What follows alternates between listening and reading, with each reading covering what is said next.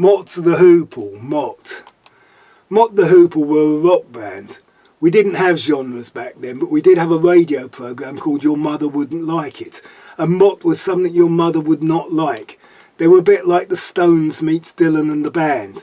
They were a popular live act and famously did a tour with Queen as a support act, but they never really captured the live act on record and never became household names. Not only would she not have liked it, but as the joke goes, your mother wasn't getting it. So they split. And then David Bowie gave them all the young dudes, and there they were on top of the Pops camping it up. They were now a glam rock act. Your mother would have liked the Furs, the Satins, and Ian Hunter's mane of blonde curls.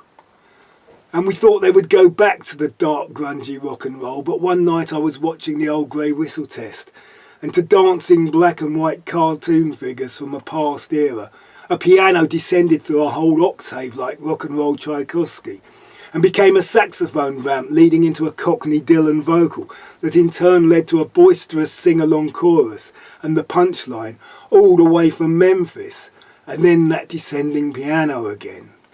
The new Mott the Hoople had an album called Mott.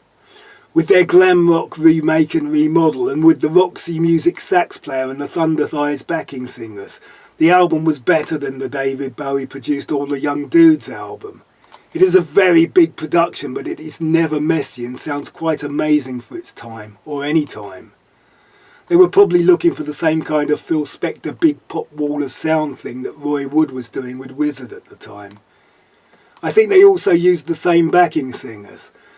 There were the Little Richard blasts of riffing saxes, the Stones-ish riffing guitars, power chords, Mick Ralph's soaring lead, and Ian Hunter's trademark Rachmaninoff Dancing Queen piano flourishes, all in one big sumptuous mashup. This album has another of their big hits, the brilliantly meaningless rock and roll dance number Honolulu Boogie.